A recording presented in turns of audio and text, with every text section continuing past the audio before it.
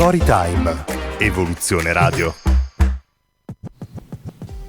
Ben ritrovati amici di Storytime, da noi si raccontano storie in cui voi ascoltatori siete i grandi protagonisti e oggi il nostro protagonista è un consulente finanziario indipendente. Un grande benvenuto quindi a Luca Spinelli. Ciao Luca, come stai? Ciao, grazie, tutto molto bene. Alla grande Luca, allora raccontaci innanzitutto un po' di te, così da rompere il ghiaccio anche con i nostri radioascoltatori e di te, per intenderci. Magari ti chiederei come hai iniziato questo percorso nella consulenza finanziaria, come quello diciamo nella libera professione e dove nasce insomma questa vocazione, questo orientamento verso questo contesto professionale. Ok, allora io sono un consulente finanziario indipendente dal 2025, dopo 10 anni di comunque già partita IVA. E come mai cambio lavoro? Questa è una domanda interessante. Se ci credi, perché volevo veramente aiutare le persone, perché troppo spesso ho visto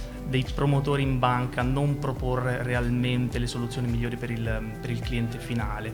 Quindi questa è stata la mia idea. Stavo bene con il lavoro che facevo prima, ma insomma questa, se ci credi, ripeto, è stata la mia motivazione. Chiarissimo, la miccia un po' che ha fatto, come dire, partire tutto, accendere il fiammifero. Cosa significa davvero consulenza finanziaria indipendente oggi? Beh, la consulenza finanziaria indipendente intanto diciamo che è una cosa che ci ha un po' imposto l'Europa, perché in Italia non riuscivamo a staccarci dal sistema bancario, no? Un sistema fatto di promotori bancari, come si chiamavano una volta, quindi di persone che promuovevano prodotti più che aiutare realmente il cliente. Quindi la differenza intanto è legale, come dicevo, poi però è anche sostanziale, perché il consulente finanziario indipendente è indipendente, quindi è libero di consigliarti realmente i prodotti utili per te. E come fa a fare questa cosa? Non solo perché c'è la legge che glielo impone, ma perché lui è remunerato esclusivamente dal cliente, quindi non c'è un conflitto di interesse. Non essendoci un conflitto di interesse, io non ho motivo di fare altro che non nell'interesse del cliente. Certo, quindi di fare ad esempio buon viso a cattivo gioco, fondamentalmente quello che il cliente, il successo del cliente è anche il tuo. Esattamente, no? Bravissimo. Perché il modello free only viene spesso confuso, usato in modo ambiguo? Il fee only è il nostro modello di retribuzione principale. Qual è il problema però? È il problema che non è detto che chi viene retribuito in fee only, quindi ricevendo esclusivamente un pagamento e non le famose retrocessioni che magari arrivano dalla banca o dai fondi, viene però confuso con il fatto di essere anche indipendenti, che però è garantito esclusivamente di nuovo per legge, non per via del modello retributivo, che è solamente una cosa molto simile che vecchi promotori bancari hanno adottato, probabilmente per convenienza, per tentare un po' di camuffarsi per una cosa che non sono. Ecco, ritornando un po' al promotore bancario, se dovessimo riassumere in poche parole la differenza sostanziale, concreta tra un consulente finanziario come lo sei tu, indipendente, e un promotore bancario che si presenta come tale, effettivamente quali parole utilizzeresti? Il promotore bancario, sfruttando appunto il fraintendimento con il modello retributivo, si presenta indipendente, ma non lo è, perché la definizione legale è consulente finanziario autonomo. Quindi come facciamo a identificare chi è chi? Banalmente controllando sull'albo, non fidandoci solamente delle parole di chi abbiamo davanti. Chiaro, quindi mi raccomando, questo diciamo è un ottimo suggerimento che ci viene svelato da Luca, ed è bene coglierlo anche per evitare di incappare in situazioni poco piacevoli, esatto. Quali sono i rischi per un cliente che si affida a un consulente non realmente indipendente? Il rischio è di non ricevere raccomandazioni realmente personalizzate, nel senso su misura per te, un po' come l'abito sartoriale, no? Se io non vado da un sarto che mi fa l'abito su misura, ho il rischio che mi venga dato un abito che magari va anche bene, per carità, non è che per forza l'abito non deve andare bene. Per quello che ho visto il più delle volte è stato così, però ho comunque un abito che non è ottimale. Perché? Perché c'è tutto un discorso di conflitti di interesse. Quindi il consulente indipendente, che legalmente si chiama consulente finanziario autonomo, è l'unico che ti può dare un abito perfettamente su misura per te. Cucito su misura, E esatto. questa cosa della perfezione, di avere l'abito perfetto per sé, è determinante, perché nell'arco di una vita noi ricordiamoci che lasciare per strada sul proprio patrimonio anche solo magari l'1%, sono tanti soldi, perché l'1% lasciato per strada ogni anno significa che l'anno dopo sto lasciando per strada l'1% su quell'1%, no? Famoso interesse composto che ci insegnano a scuola. E quindi nell'arco magari di 50 anni, se io sono un giovane che investirà per 50 anni, sto lasciando per strada tanti soldi, quindi la differenza è poi anche materiale. Certo, sostanziale. In che modo adesso l'intelligenza artificiale sta cambiando la consulenza finanziaria indipendente?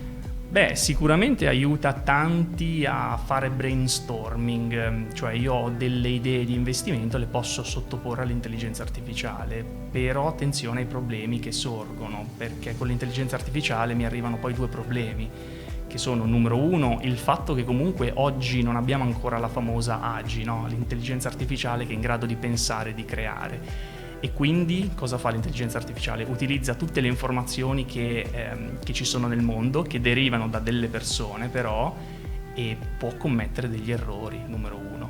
Numero due, il fatto che anche quando questi errori saranno ridotti al minimo o scompariranno, perché arriva questa famosa AGI, l'intelligenza artificiale che pensa e crea cose che non esistono prima, mi si porrà comunque un problema, cioè ma chi mi sta dando queste informazioni, questi consigli di investimento, perché alla fine quelli sono, Certo. ha un interesse nel suggerirmi proprio questa cosa o no? Perché l'intelligenza artificiale ha dietro un'azienda, le aziende mirano al profitto, quindi non è un'inserzione pubblicitaria, non è un tentativo di spingere determinati prodotti, quindi questi sono dei problemi che ci porteremo sempre dietro. Certo, quindi prestare attenzione anche in questo caso. L'intelligenza artificiale può essere d'aiuto, però non deve essere completamente gestita, come dire, azzerando la propria facoltà di giudizio, diciamo così. Detto questo, caro Luca, secondo te come si possono smascherare pratiche poco trasparenti nel settore finanziario? Intanto verificando che la persona con cui stiamo parlando che cos'è questa persona? È un consulente finanziario autonomo, cioè indipendente, oppure è un consulente bancario, quindi il vecchio promotore? Come facciamo a risolvere questo primo problema? Guardando nell'albo, che lo ripetiamo continuamente, ma è una cosa che non fa nessuno. Io ho tantissimi clienti che pensano di aver parlato con un consulente finanziario indipendente, perché così gli si è presentata la persona, certo. E queste persone poi però salta fuori che invece erano indipendenti, nel senso di utilizzare il modello retributivo, come dicevamo all'inizio, del fee only, ma in verità erano i promotori della banca. Quindi essenzialmente questo. Attenzione, quindi di nuovo, perché un'altra cosa magari che mi parlando... viene in mente al volo è il fatto di verificare che la persona che abbiamo davanti ci stia realmente facendo delle domande finalizzate a offrirci la soluzione migliore, quindi prodotti migliori, oppure se questa persona sta semplicemente tentando di raccogliere informazioni per venderci qualcosa. Chiarissimo. Certo. Puoi spiegarci adesso perché il modello retributivo a performance è sconveniente per il cliente?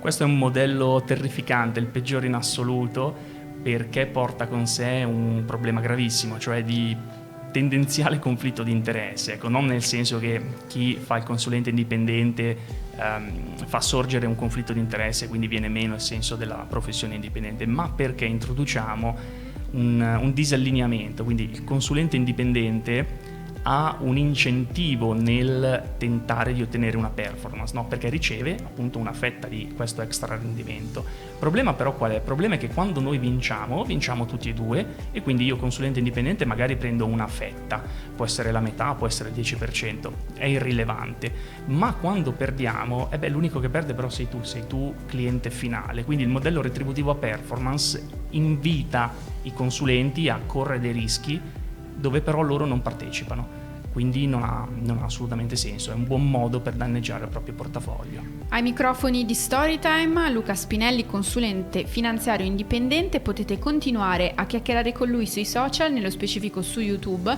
consulente-finanziario. Potete anche approfondire la sua realtà sul portale web di riferimento www.consulente-finanziario.org. Per tutto il resto abbiamo il contatto telefonico 327 377 9311 e l'email di contatto luca.spinelli@consulente-finanziario.org. sistemafinanziario.org. È stato un vero piacere ascoltarti, Luca. Grazie per il tempo che ci hai dedicato e alla prossima. Grazie mille. Storytime. Evoluzione Radio.